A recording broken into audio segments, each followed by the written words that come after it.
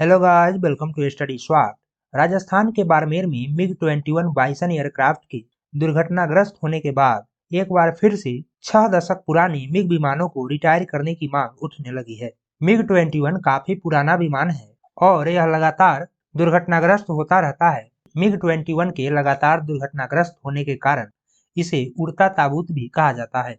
तो आज हम लोग मिग-21 के इतिहास पर एक नजर डालेंगे और यह भी डिस्कस करेंगे कि मिग-21 के लगातार क्रैश होने के बावजूद इंडियन एयरफोर्स इसका यूज क्यों कर रही है और इस विमान को कब तक रिटायर कर दिया जाएगा। इससे पहले आपसे एक प्रश्न है कि मिग-21 की समस्या को किस मूवी में प्रमुखता से उठाया गया है। इसका उत्तर आप कमेंट सेक्शन में जरूर दें। सही उत्तर की जानकारी मैं वीडियो के अंत में दूंगा। मिग-21 को भारतीय वायुसेना में 1960 में शामिल किया गया था। यह भारत का पहला सुपरसोनिक लड़ाकू विमान था।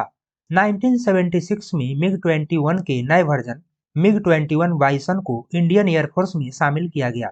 इस विमान को भारतीय वायुसेना की रीढ़ माना जाता था।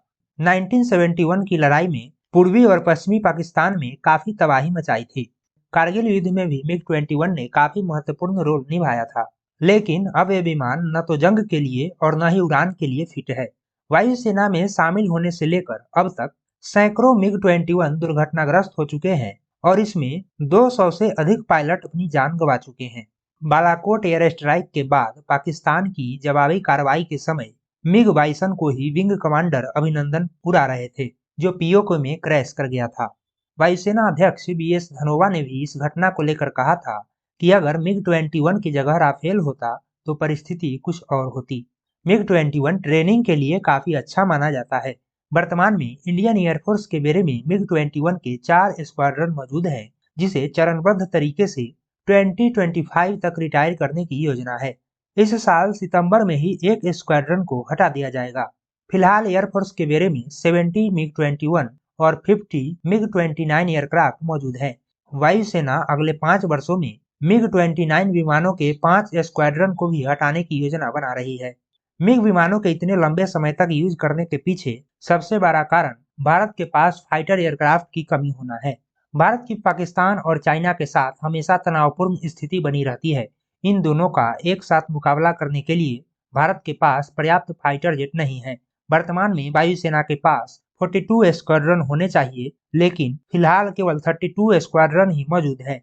एक स्क्वाड्रन में 18 से 20 लड़ाकू विमान होते हैं। अगले 3 वर्षों में मिग-21 रिटायर होंगे तो यह संख्या 28 स्क्वाड्रन होगी और अगले 5 सालों में मिग-29 के 5 स्क्वाड्रन के रिटायर होने से यह संख्या 23 हो जाएगी। इसके बाद मिराज विमान भी रिटायर होंगे। भारत अभी लंबे समय तक फाइटर जेट की कमी से जूझता रहेगा, क्योंकि फाइटर जेट जरूरत के अनुसार परचेज नहीं किया जा रहा है और जो डील फाइनल है उसमें भी डिले हो रहा है। मिग-21 की जगह लेने के लिए 83 LCA तेजस का ऑर्डर दिया गया है। इसकी आपूर्ति भी समय पर नहीं हो पा रही है। फाइटर जेट की कमी को पूरा करने के लिए मेड इन इंडिया प्रोजेक्ट के तहत 114 multi role fighter aircraft purchase किया जाएगा। वायुसेना लगभग 126 राफेल परचेज करना चाहती थी, लेकिन केवल 36 राफेल फाइटर जेट ही परचेज किया गया। इसलिए 114 मल्टी रोल फाइटर एयरक्राफ्ट की डील जल्द ही फाइनल करना आवश्यक है। इसमें 18 फाइटर जेट डायरेक्ट आएंगे और 96 फाइटर जेट का निर्माण भारत में ही किया जाएगा। इस मेड इन इंडिया प्रोजेक्ट में हिस्सा लेने के लिए लॉकहीड मार्टिन का F-21, बोइंग का F-18, डसॉल्ट एविएशन का Rafale, Eurofighter Typhoon, Russian मिग-35 और Swedish fighter jet Gripen race में है।